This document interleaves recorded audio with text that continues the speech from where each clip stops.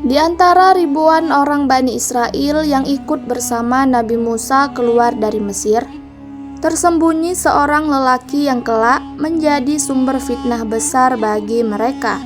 Ia bernama Samiri. Menurut banyak riwayat klasik, Samiri berasal dari sebuah suku di wilayah Samaria, yang pada masa itu masih termasuk bagian dari kelompok Bani Israel. Namun berbeda dengan kebanyakan kaumnya. Ia memiliki sifat aneh dan hati yang condong pada kesombongan serta tipu daya. Sejak kecil, Samiri dikenal cerdas dan pandai membaca keadaan. Ia ikut menyaksikan berbagai mukjizat yang Allah tunjukkan melalui Nabi Musa, seperti laut terbelah, tongkat menjadi ular, dan tangan yang bercahaya.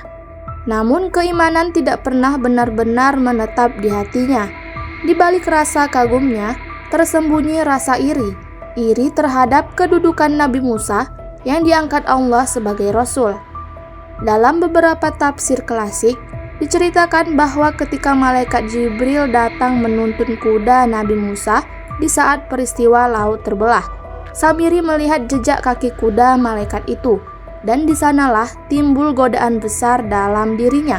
Ia mengambil segenggam debu dari jejak kaki kuda itu, meyakini bahwa debu itu mengandung kekuatan ilahi. Ia menyimpannya dengan niat jahat, sebuah rahasia yang kelak ia gunakan untuk menyesatkan umat. Ketika Nabi Musa meninggalkan kaumnya menuju Bukit Tursina untuk menerima wahyu selama 40 malam, kesempatan itu dimanfaatkan Samiri. Ia tahu bahwa hati sebagian Bani Israel masih lemah. Mereka baru saja lepas dari Mesir, negeri yang penuh dengan simbol-simbol penyembahan berhala.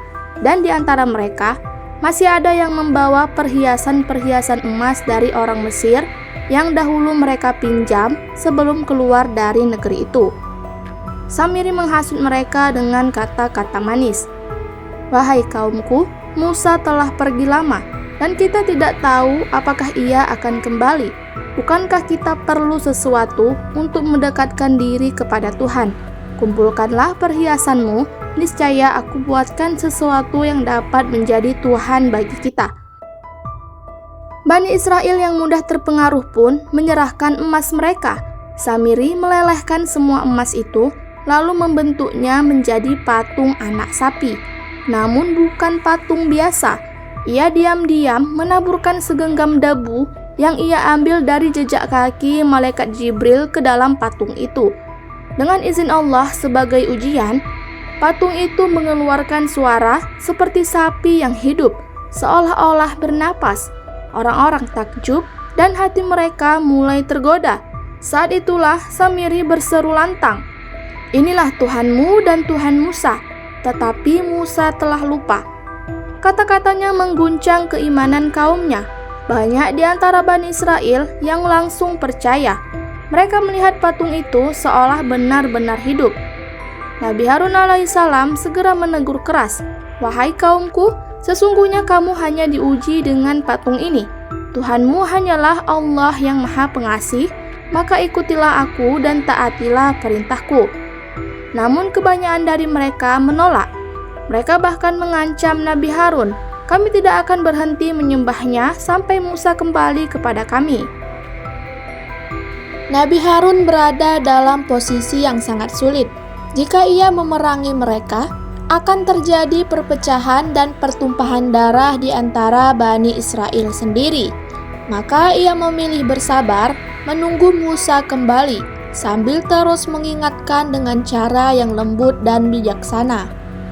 Ketika Nabi Musa akhirnya turun dari Bukit Tursina dan melihat apa yang terjadi, api kemarahan berkobar di dalam dirinya.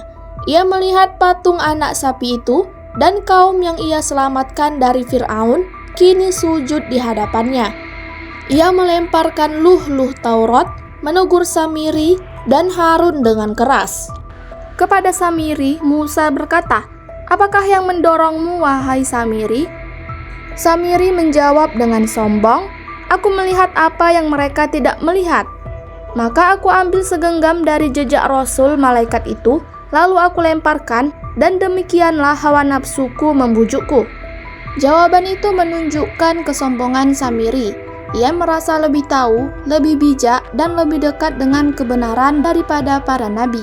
Namun justru itulah sumber kehinaannya. Nabi Musa kemudian menegakkan hukuman atasnya. Pergilah, sesungguhnya dalam kehidupan ini engkau akan berkata, jangan mendekat. Dan sesungguhnya bagimu ada janji yang tidak dapat kau ingkari. Sejak saat itu, Samiri diusir dari tengah-tengah Bani Israel. Ia hidup terasing, dijauhi manusia, dan tidak seorang pun mau mendekatinya. Setiap kali ada orang yang mencoba mendekat, ia berteriak sendiri, jangan mendekat kepadaku. Sebuah azab duniawi yang menandai kebinasaan jiwanya. Patung anak sapi itu pun dihancurkan menjadi debu oleh Nabi Musa, lalu ditebarkan ke laut agar tidak tersisa sedikit pun. Fitnah Samiri berakhir, tetapi bekas kesesatannya meninggalkan pelajaran besar bagi umat manusia. Dari Samiri kita belajar bahwa pengetahuan tanpa keikhlasan bisa menjerumuskan, dan kecerdasan tanpa ketaatan bisa menghancurkan. Ia bukan tidak tahu tentang Allah, tapi hatinya enggan tunduk. Ia ingin dikenal, bukan ingin diterima oleh kebenaran.